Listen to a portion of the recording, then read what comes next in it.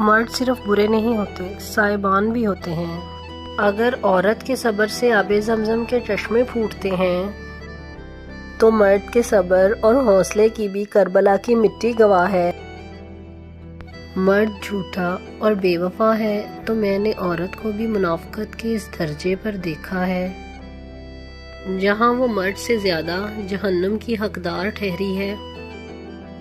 اگر مرد کو اللہ پاک نے کچھ وجوہات کی وجہ سے عورتوں پر برتر ٹھہرایا ہے تو عورت کے قدموں تلے جنت اتاری ہے۔ اگر اللہ پاک نے مرد کو اپنے بیوی بچوں کے نانکتے کا ذمہ دار قرار دیا ہے تو عورت پر بھی اس کا گھر، شوہر کے سکون اور اولاد کی اچھی تربیت پر جہاد کے اجر کی خوشخبری سنائی ہے۔